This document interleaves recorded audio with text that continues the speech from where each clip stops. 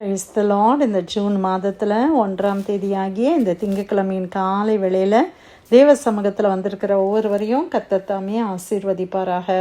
இந்த நாளிலும் நம்ம தியானிக்கிற கர்த்தருடைய வார்த்தை நம்முடைய பரிசுத்த வேதாகமத்தில் யோபுவின் புஸ்தகம் 5ஆம் அதிகாரம் 10வது வசனம். த புக் ஆஃப் ஜோப், இங்கிலீஷில் the book of Job chapter 5 verse 11, தமிழில் 10வது வசனம். தாழ்ந்தவர்களை உயரத்தில் வைத்து துக்கிக்கிறவர்களை ரட்சித்து உயர்த்துகிறார். அல்லேலூயா, ஆமென். கர்த்தருடைய வார்த்தைக்காக இந்த காலை வேளையில கர்த்தரை ஸ்தோத்திரிக்கலாமா? நம்முடைய தேவன் எப்படிப்பட்டவர்? தாழ்ந்தவர்களை உயரத்தில் வைத்து துக்கிக்கிறவர்களை ரட்சித்து உயர்த்துகிற தேவன். இந்த மாதத்துல ஆண்டவர் நம்மளை உயர்த்துகிற தேவனாக நம்மோடு கூட இருக்கிறார். யாரை தேவன் உயர்த்துகிறார்? தாழ்ந்தவர்களை அவர் உயரத்தில் வைக்கிறாராம். நம்ம ஆண்டவருக்கு முன்னால நம்மளை தாழ்த்தும் போது, லோலி பீப்புள், தாழ்ந்த குணம் நமக்கு இருக்கும்போது அவர்களை கர்த்தர் உயரத்தில் கொண்டு போய் வைக்கிறார். அல்லேலூயா, ஆமென். ஆண்டவர் எவ்வளோ நல்ல தேவன் இல்லையா?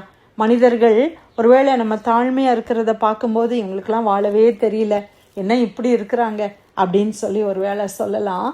ஆனால் கர்த்தருடைய வார்த்தை சொல்லுகிறது, அவர் தாழ்ந்தவர்களை அவர் உயரத்தில் வைக்கிற தேவன். அன்னாளுடைய சம்பவத்தை நம்ம பார்க்கும்போது அவங்களுக்கு ஒரு தாழ்மை, ஒரு குறைவு காணப்பட்டுச்சு. என்ன குறைவு? பிள்ளை இல்லை என்கிறதான ஒரு ஏக்கம், ஒரு குறை அவர்களிடத்திலே காணப்பட்டது. ஆனால் தேவ சமூகத்தில் அவங்க போய் போராடி ஜெபம் பண்ணுறாங்க. ஆண்டவர்கிட்ட அவங்க விண்ணப்பம் பண்ணி அழுது ஜெபிக்கிறதை நம்ம பார்க்குறோம். அந்த டைமில் என்ன நம்ம வாசிக்கிறோம்? 1 சாமுவேல் 2ஆம் அதிகாரம் நினைக்கிறேன். ஆண்டவர் சொல்றாரு, தாழ்மையுள்ளவர்களை கர்த்தர் கண்ணோக்கி பார்க்கிற தேவன். பிள்ளை கிடைத்த மாத்திரத்தில் அவங்க ஆண்டவரை புகழ்ந்து பாடுறாங்க. தாழ்மையுள்ளவர்களை கர்த்தர் கண்ணோக்கி பார்க்கிறவர். சின்னவனை சிறியவனை புழுதியிலிருந்து எடுத்து ராஜாக்கள் மத்தியில அமர்த்துகிற தேவன். என்னுடைய கொம்பை கர்த்தர் ஆசீர்வதித்தார் என்று சொல்லி அவர்கள் பாடுகிறத நம்ம பார்க்கிறோம். அதே போல பார்த்தீங்கன்னா எலிசபெத் மரியாளை வாழ்த்தும் போது அவங்களும் அந்த மாதிரி ஒரு பாட்டு பாடுறாங்க. மரியாளை குறித்து நம்ம பார்க்குறோம், அவங்க ரொம்ப தாழ்மையாக இருந்தாங்கன்னு சொல்லி. ஆனால் ஆண்டவராகிய மேசியா, தேவனாகிய கர்த்தருடைய ஒரே புதல்வனாகிய இயேசு கிறிஸ்து, ஆண்டவர் அந்த மரியாளின் மூலம் இந்த உலகத்தில் கடந்து வந்ததை நம்ம பார்க்குறோம். அப்போ பாருங்க, தாழ்மையாக இருக்கிறவர்களை தேவன் எப்படி உயர்த்துகிறார். ஆமென். தாழ்மை உள்ளவர்களுக்கு கிருபை அளிக்கிற தேவன் என்று சொல்லி நம்ம பார்க்கிறோம். ஆண்டவருடைய கிருபை இருக்கும்போது தேவன் என்ன செய்கிறார்? நம்மளை உயரத்தில் கொண்டு போகிறார். இந்த வசனத்துக்கு நம்ம எல்லாருமே சாட்சிகள். நம்ம எல்லாம் எங்கெங்கேயோ இருந்தோம், ஆனால் ஆண்டவர் இன்னைக்கு எவ்வளோ ஆசீர்வாதமா நம்ம ஒவ்வொருவரையும் ஆசீர்வாதமாய் கர்த்தர் வைத்திருக்கிறார்.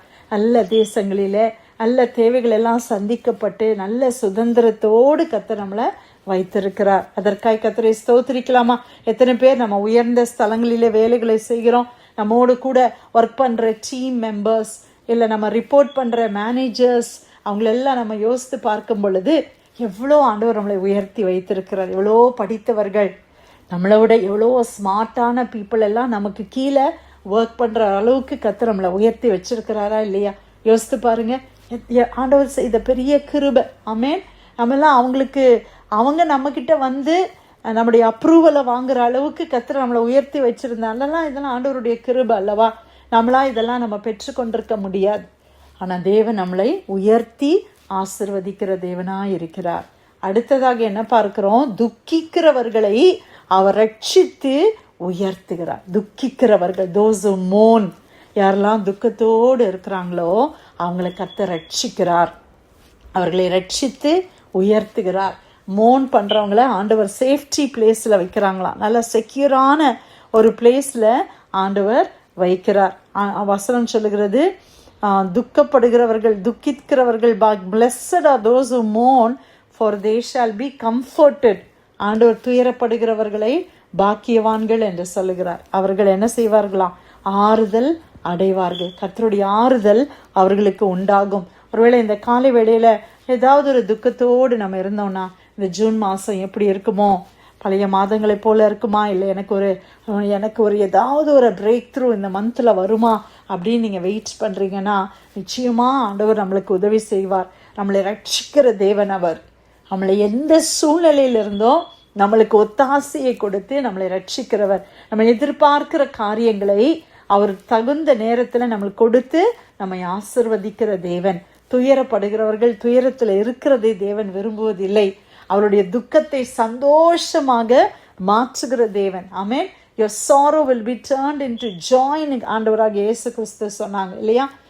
நம்ம துயரத்தில் இருக்கும்போது, நம்ம துக்கப்படும் பொழுது உங்கள் துக்கம் சந்தோஷமாக மாறும். இந்த ஜூன் மாதத்துல கர்த்தர் நம்முடைய துக்கங்களை எல்லாம் சந்தோஷமாய் மாற்றுவார். நம்முடைய பலவீனங்களை எல்லாம் பலனாய் கர்த்தர் மாற்றுவார். நம்முடைய நெருக்கங்களை எல்லாம் கர்த்தர் மாற்றுவார். நம்மளுடைய அம்மையை கர்த்தர் உயர்த்தி ஆசீர்வதிக்கிற ஒரு தேவன். ஆமென்.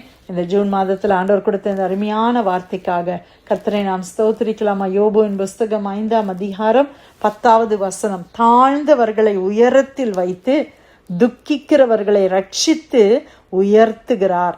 கர்த்தர் கொடுத்த வார்த்தைக்காக ஆண்டவருக்கு நன்றி செலுத்தி பிரேயர் லைன்ல வந்திருக்கிற யாராவது நம்ம ஜெபிக்கலாமா?